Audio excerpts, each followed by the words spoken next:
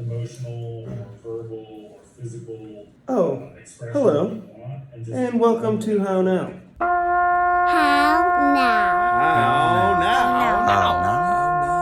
How now? How now? How now? This is how now. How now? How now? Poem excluding shopping carts. The air moves through the window like it knows something you don't. Imagine the first mosquito. Imagine us baking cakes in the shape of our future children. They look more like mountains in a world without people. Outside, the sky grows up, and a single cloud moves over the backyard, and rain comes down like jeweled knives in a folk song. Today's video of Healing Sounds is going to focus on the kidneys. The sound of the kidney is chew.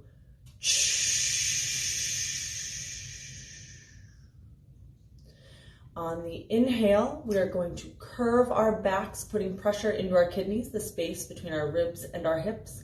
And on the exhale, we are going to come back to seated. Hands start on the lap. From the side, it looks like this. Inhale, breath.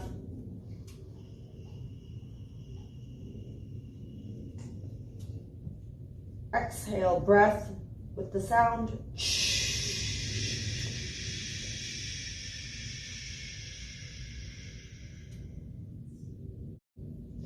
Back to seated. Close your eyes gently, breathing dark, black, thick light into the space of the kidneys, seeing if you can feel your lower back expand and contract with your breath. The emotions of the kidney are willpower, the knowing that you can survive, the willingness to continue. The other emotion of the kidney is fear. Am I enough? Do I have the resources? Can I survive? So with your eyes closed in between each set, noticing the area of the kidney, noticing any pain, any fear, and if those things come up for you, not to get rid of them, but just to help process them, imagine breathing those feelings out and down into the earth. Remember to keep your jaw loose and a little space in your armpits to use this time to reflect and notice your body. These are the sounds of the kidney, and I'll catch you next time with another sound and another organ.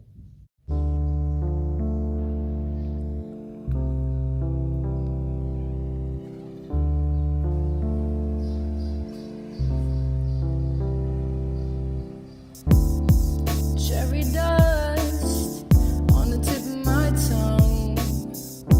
It makes me feel numb. It's a curse being this young. Baby, do you have enough time for me? 'Cause I'm trying to make time for you. Baby, do you have time for me? 'Cause I'm trying to get by with you. I hear the mountains and they speak wise words, trying to find the power to depict my world. Dungeons and magic and wild rabbits, they run free.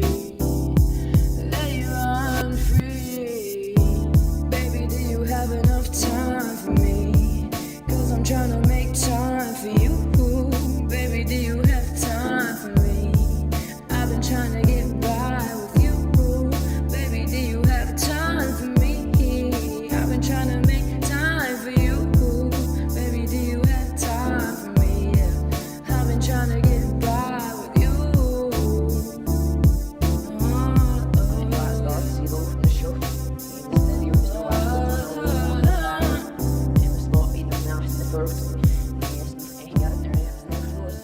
Hi and welcome, Melissa Rivera.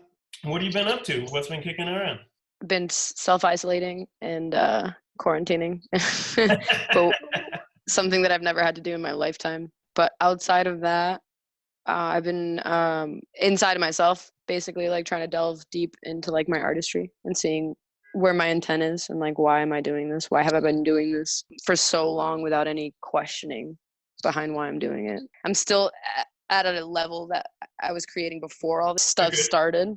I'm still creating at that same rate, but it's just the other part of it, which is the showcasing and the performing and the interaction and the meeting new people and the collaborating, that all that's not happening. But I still have the same energy that I was when all that stuff was still, you know, viable. So I'm just like, what I'm doing is just trying to be more creative in the sense where I'm finding more solutions for how can I express myself still, given the fact that we have less resources now.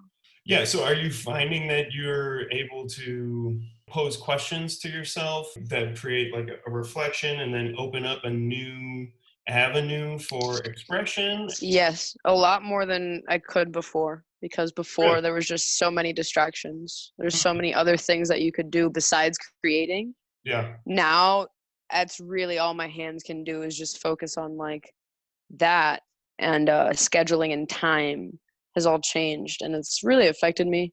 It's really affected a lot of other artists, my friends that I know.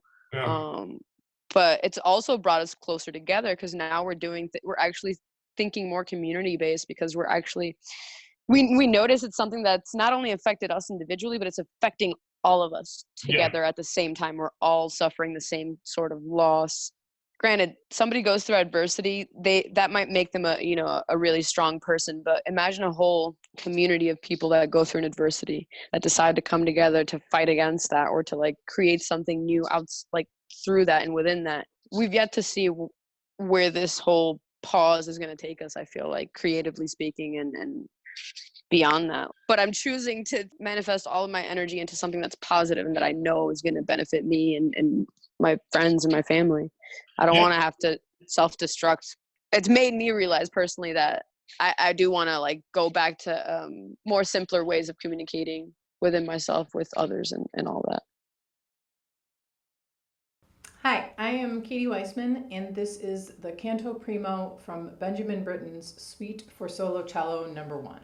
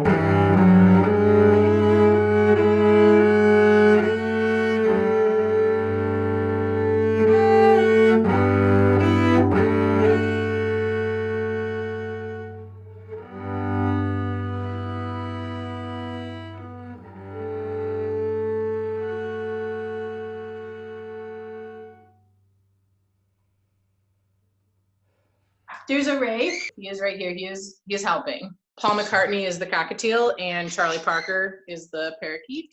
That's why we're called, for the trio concerts, we're called the Menagerie Trio, because we have a menagerie.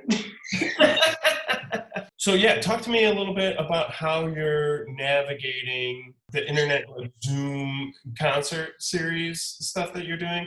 I live with a violinist named Shannon and a classical guitarist named Tom. And Shannon decided that she wanted to do concerts every week because she was worried that if she didn't, she just like wouldn't do anything.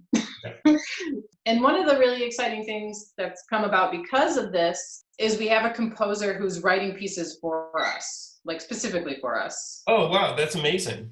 Yeah, there aren't really that many existing works for the guitar, violin, cello instrumentation. So this local composer, Edgar, just reached out to us and was like, hey, I could write for you guys. And we were like, cool, okay. That's fantastic. I mean, so that's like a whole new relationship that's kind of been like born out of necessity almost to keep your mind active. Yeah, he was basically like, I could probably churn out like a movement a week. And we were like, okay, we'll do it on our concerts. And then we just have this thing now that's like a rolling collaboration, which is really fun. So what time are the concerts? And when?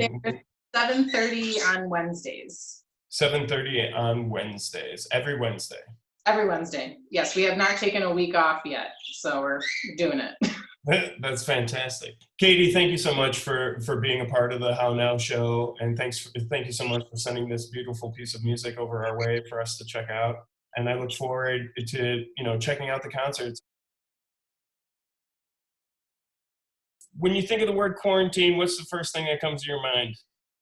Guilty pleasure. Do you feel like you're accomplishing more than you would? Yeah, I mean, I feel like I'm kind of on a residency right now. First, I moved into this new studio right before the quarantine started, like setting it up and building a stage and sewing curtains for the stage. I've also been sewing a lot of clothes, making paintings, and the paintings have been both large abstract paintings and very small, I call them intimate selfies, and they're all memories from my Instagram account. And a lot of them are specifically from road trips last summer or the summer before that I took by myself driving across country. And for me, like super, super nostalgic, both of my view of my body and also my view of the world during this sort of like introspective, beautiful, solitary experience of driving cross country. So that's another thing that I thought about these paintings as memories of solitude that I enjoyed and memories of solitude that I like savored. Pretty fascinating when you start to think about the depths of personal reflection versus external stimulus and things like that. I feel like I'm in kind of a manic state right now. At the studio, I'm like really diving in and having this beautiful sort of trance state of my own creativity.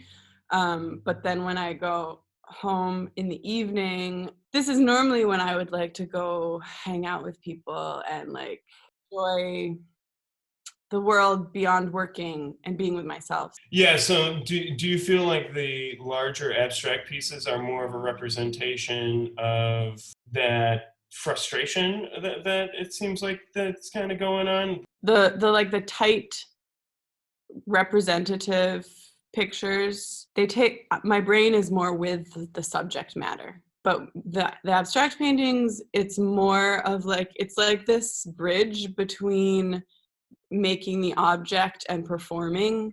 It's a very physical, emotional process. It's one that I have like a really love-hate relationship to. It's much more risky making the abstract paintings for me emotionally than making the little ones, because I don't trust it completely, but I do completely. But well, the process seems to be, drastically different. It's archiving something that was fleeting. Thank you so much for watching. And until next time.